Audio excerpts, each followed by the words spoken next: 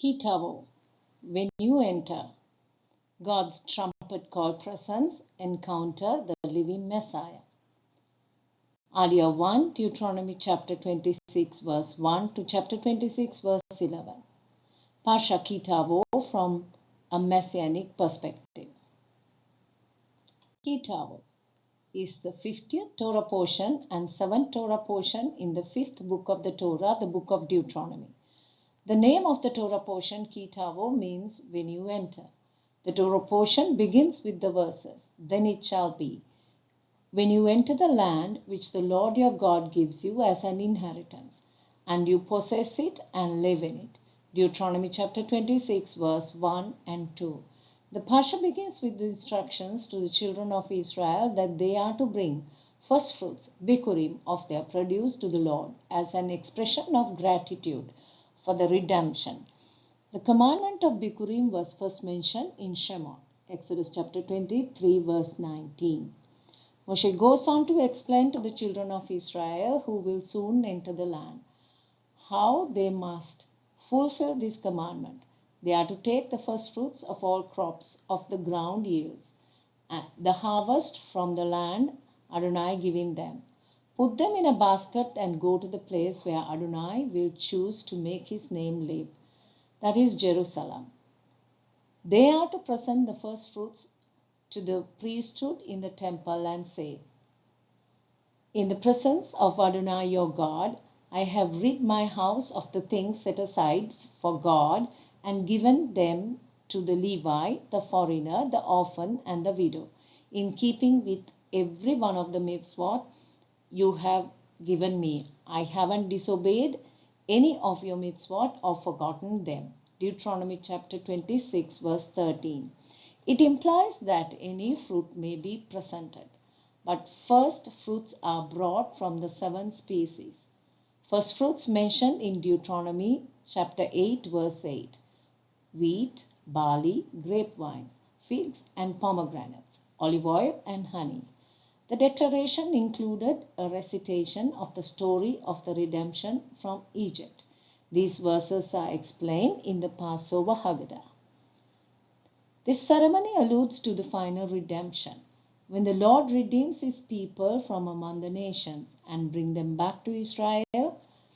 In that day, the Lord will be honored as our God who brought sons of Israel from the land of the north and from all the countries where he had banished them. Jeremiah chapter 16, verse 14 to 15. First fruits. The word first is reshit and is found in all 3 texts. The word Bikkurim, first fruits, is not in the text in Deuteronomy. According to Mishnah, Bikkurim offering was given of fruits from the land of Israel. The 7 kinds of fruits that are mentioned in Deuteronomy 8:8. Honey does not refer to bees' honey, but it refers to honey from dates. The purpose of giving the first fruits, which are the most appreciated, is to show the Eternal that he is the first in our lives. The farmers took note of which produce was the first to blossom and ripen. The fruits that ripened first were marked with a string. Then the fruits matured enough for the harvest. Fruits were brought in a basket to the temple in Jerusalem between Shavuot and Sukkot, followed by the recital of the liturgical declaration prescribed in Deuteronomy chapter 26, verse 5 to 11. The commandment to give the first fruits of the produce to the Lord reminds the children of Israel that the land belonged to God and that all things proceed from God. In this ceremony, first portion of his bounty is returned to the Lord in gratitude for God's provision and blessing. The same principle applies to the commandments regarding first fruits. First fruits of Messiah. The first generation of Yeshua's followers are the first fruits of his ministry. Pilgrims attended to the festival of Shavuot with baskets of first fruits to present before the Lord. Yeshua's followers gathered in the temple for Shavuot as stated in Acts chapter 2. They were the first fruits of Messiah's ministry. Acts chapter 2 records the outpouring of the Holy Spirit, and thousands were added to their number. The first fruits of Yeshua's ministry. The gathering of the harvest continues. Hosea chapter 9 verse 10 states, Abraham, Isaac and Jacob are the first fruits of our faith. First to believe in Adonai. Apostles and early disciples were the first fruits of Messianic faith. Believers in Corinth were referred to as household of Stephanas, first fruits of Achaia. They were the first believers to confess Yeshua in Corinth. In 1 Corinthians chapter 15 verse 20 states, Messiah has been raised from the dead, the first fruits of those who are asleep. 1 Corinthians 15 chapter 22 says, Messiah has been raised from the dead, the first fruits of those who are asleep. Apostle Paul states, so also in Messiah will be made alive, but each in his own order. Messiah, the first fruits. After that, those who are Messiahs at his coming. 1 Corinthians chapter 15 verse 22 to 23. Paul likened the entire resurrection of the dead to a great harvest of human beings. Messiah was not the first to rise from the dead. Yeshua himself raised the son of the widow of Nain, Jairus' daughter, and Lazarus. Prophets Elijah and Elisha too raised people. These people were resurrected to a temporary physical life and later died again. Yeshua's resurrection was unique. He was the first to rise to the immortal state. He was resurrected with a glorified body and will never die again. He is the first ripened fruit to put off the mortal flesh and to put on immortality. Apostle Paul also continued to say that what you sow does not come to life unless it dies. Stupid, when you sow a seed, it doesn't come alive unless it first dies. Also, what you sow is not the body that will be, but a bare seed of, say, wheat or something else. But God gives it the body He intended for it, and to each kind of seed He gives its own body. 1 Corinthians chapter 15 verse 36 to 38. Yeshua also said in John chapter 12 verse 24, yes indeed, I tell you that unless a grain of wheat that falls to the ground dies, it stays just a grain. But if it dies, it produces a big harvest. The first fruits of Zion. Therefore, as you see, I have now brought the first fruits of the land which you, Adonai, have given me. You are then to put the basket down before Adonai your God. Prostrate yourself before Adonai your God. Deuteronomy chapter 26 verse 10.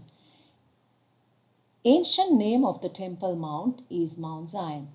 It was here the farmers brought the first fruits of his produce to present before the Lord.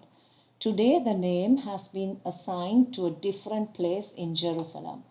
Mount Zion and Mount Moriah were the same hilltop. In Bible times, Jerusalem is also referred to as Mount Zion, and in a specific sense, it refers to Temple Mount. Isaiah speaks of Jews and Gentiles, the two types of people associated with Mount Zion. Isaiah says that in the Messianic era, Jews of Zion will bear fruit in the form of a surviving remnant. Meanwhile, the remnant of the house of Judah that has escaped will take root downward and bear fruit upward. For a remnant will go out from Jerusalem. Those escaping will go out from Mount Zion. The zeal of Adonai Zebaoth will accomplish this. Isaiah chapter 37 verse 31 to 32. Isaiah says in the Messianic era, Gentiles will make pilgrimage to Mount Zion to worship the Lord in his holy mountain and to learn the Torah. The first fruits of Zion. Isaiah chapter 2 verse 2 states, in the Aharit Hayamim, the mountain of Adonai's house, will be established as the most important mountain. It will be regarded more highly than the other hills, and all the Goyim will stream there. Many peoples will go and say, "Come, let us go up to the mountain of Adonai, to the house of God of Yaakov. He will teach us about his ways, and we will walk in his paths.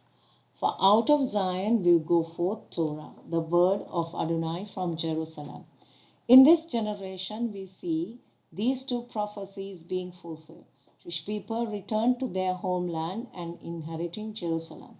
Modern state of Israel can be called the first fruit of Zion, as prophesied in Isaiah chapter 37, verse 31 to 32. Also, people from all nations are turning towards to worship of God of Israel. Many believers returning to the ways of the Torah and follow the way of Yeshua HaMashiach. Gentiles who are coming to the Torah can be identified as the first fruits of Zion as described in Isaiah chapter 2 verse 2 to 3. Applications. Ki Tavo Torah portion opens with a direction to bring first fruits of the harvest to the temple. It is an act of gratitude and recognizing God's blessings, his provision and sustenance. Wisdom in Parasha Ki Tavo encourages self-examination. Yeshua too taught on purity of heart. His teachings help us to be honest with ourselves about where we stand spiritually. Like the Israelites who had to put their relationship right with God before entering the promised land, we too need to put our relationship right with God. Yeshua taught about humility and service. Bringing first fruits in our life can be dedicating the first moments of our or hours of our day to prayer. It can also be recognizing our resources as gifts from God. The message of blessing and curses means weaving Yeshua's teachings to our everyday life. We need to choose kindness, justice, and love. The choices we make needs to mirror Yeshua's example and teachings. Followers of Yeshua HaMashiach must align their daily actions with Yeshua's values, walking by faith and being committed to his ways, and keeping our divine relationship alive by making right choices, choosing the path of Yeshua, choosing the blessings. Alia 2, Deuteronomy chapter 26 verse 12 to chapter 26 verse 15. These commandments were given by Moshe to the children of Israel in 1406 BC on the plains of Moab east of Jordan River. In the second reading, commandments relating to agriculture of land are given. The 7-year Shemitah cycle has in it 2 3-year cycles. After the end of each 3-year cycle, it is required to distribute any tithe that have not yet been given out.